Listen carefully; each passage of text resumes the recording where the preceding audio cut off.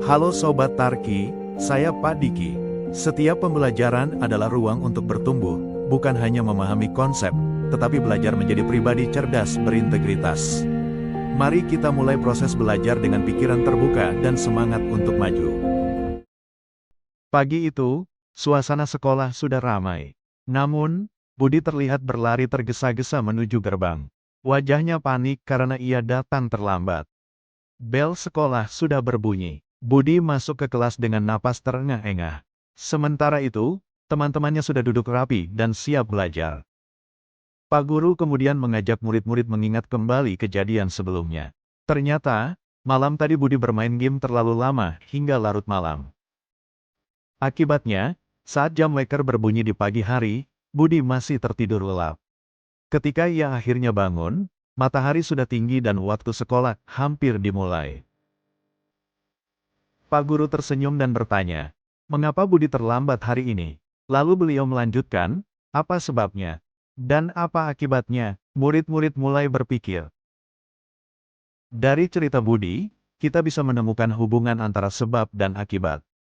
Nah, hari ini kita akan belajar bagaimana menggabungkan sebab dan akibat itu ke dalam satu kalimat yang disebut kalimat majemuk bertingkat. Halo semuanya, pernah nggak sih pas lagi baca ketemu kalimat bahasa Indonesia yang panjang banget sampai bikin pusing? Nah, hari ini kita bakal coba bedah tuntas kalimat-kalimat seperti itu, khususnya yang ngomongin tentang sebab dan akibat. Yuk, kita langsung mulai. Oke, langsung aja kita bongkar bareng-bareng ya. Kita mulai dari satu perasaan yang kayaknya semua orang pernah ngalamin deh pas lagi baca. Coba deh inget-inget, pernah nggak baca satu kalimat panjangnya minta ampun, pas sampai di akhir kita malah lupa. Tadi awalnya ngomongin apa ya? Pasti sering kan? Nah, tenang aja. Dalam pembahasan kali ini, kebingungan itu yang mau kita ubah jadi, aha, ngerti. Nah, ini dia rahasianya. Sebenarnya, kalimat-kalimat super panjang itu ya cuma gabungan dari beberapa bagian kecil aja. Gampang kok. Yuk kita kenalan sama pemain-pemain utamanya. Oke, ini ada istilah teknisnya dikit nih. Namanya kalimat majemuk bertingkat. Duh, kedengarannya rumit ya. Padahal intinya cuma ini. Satu kalimat yang isinya ada dua bagian. Satu bagian utama dan satu bagian pendukung. Yang disambungin pakai kata hubung. Udah, itu aja. Biar gampang ngebayanginnya, kita pakai analogi film aja. Induk kalimat itu ibarat pemeran utamanya. Dia yang pegang cerita inti. Nah, anak kalimat itu pemeran pendukungnya. Dia nambahin detail, ngejelasin, dan ceritanya itu yang ngikutin si pemeran utama. Dia nggak bisa berdiri sendiri. Sebenarnya, jenis kalimat kayak gini tuh macam-macam banget. Banyak. Tapi, biar kita nggak pusing dan benar-benar paham, hari ini kita fokus ke satu jenis aja. Satu, tapi yang paling sering kita temuin. Ya, jadi kalimat majemuk itu bisa menunjukkan macam-macam hubungan ya. Ada yang buat syarat, tujuan, perbandingan, dan lain-lain. Tapi, biar kita jago di satu hal dulu, kita kerucutin fokus kita hari ini cuma ke sebab dan akibat. Kenapa? Karena ini penting banget dan ada di mana-mana. Sip, udah kenalan sama teorinya, sekarang kita lihat prakteknya. Gimana sih si pemeran utama dan pemeran pendukung ini main bareng di kalimat? Ternyata, cuma ada dua pola utama. Gampang banget buat dikenali. Oke, pola pertama, gampang banget. Sebab dulu, baru akibat. Contohnya nih, tanaman ini kekurangan air sehingga menjadi layu. Jelas banget kan, kekurangan air itu sebabnya, terus, ya akibatnya jadi layu. Nah, coba kita bedah ya. Lihat deh, tanaman ini kekurangan air. Ini induk kalimatnya, ini sebabnya. Terus bagian, sehingga menjadi layu, ini anak kalimatnya, yang nunjukin akibatnya. Kelihatan kan polanya? Biar makin nempel, kita lihat satu contoh lagi ya, polanya masih sama. Tanaman itu dipupuk secara teratur, maka pertumbuhannya baik.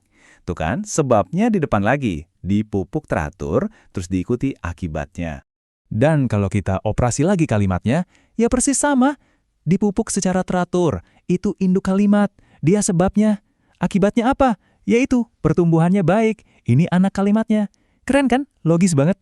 Gimana? Udah mulai kelihatan kan polanya? Gampang banget. Nah sekarang, gimana kalau kita iseng, kita balik urutannya. Bisa nggak sih akibat disebut duluan baru sebabnya? Jawabannya, tentu bisa dong. Ini dia pola kedua. Akibat dulu, baru sebab. Lihat contohnya ya. Hutan menjadi gundul karena adanya penebangan liar.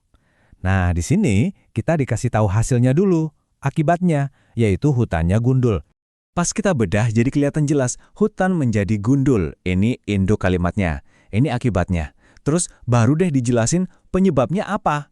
Anak kalimatnya bilang karena adanya penebangan liar. Satu lagi ya, biar makin mantap. Polanya masih akibat lalu sebab. Suasana di perumahan ini sejuk sebab banyak ditanami pepohonan. Tuh, akibatnya yang kita rasain dulu. Suasananya sejuk, baru disebutin sebabnya. Dan ini dia pembedahan terakhir kita buat mastiin. Akibatnya itu suasana di perumahan ini sejuk. Nah, ini induk kalimatnya. Terus penyebabnya apa? Yaitu dia, sebab banyak ditanami pepohonan. Ini jadi anak kalimatnya. Gampang kan? Nah, itu dia. Jadi intinya sekarang Anda udah punya kuncinya buat ngebongkar kalimat-kalimat panjang yang tadinya bikin pusing. Nggak perlu takut lagi. Yuk kita simpulin sebentar apa aja yang udah kita pelajarin. Cuma ada 3 hal penting yang perlu diingat. 1, kalimat panjang itu cuma gabungan induk dan anak kalimat. 2, pola sebab akibat bisa sebab dulu baru akibat. Dan 3, polanya juga bisa dibalik. Akibat dulu baru sebab. Cuma itu. Dengan modal 3 ini, wah, udah bisa deh analisis teks apa aja. Jadi sekarang giliran Anda nih. Setelah kita bedah bareng-bareng, kira-kira kalimat sebab akibat apa yang bakal Anda temuin?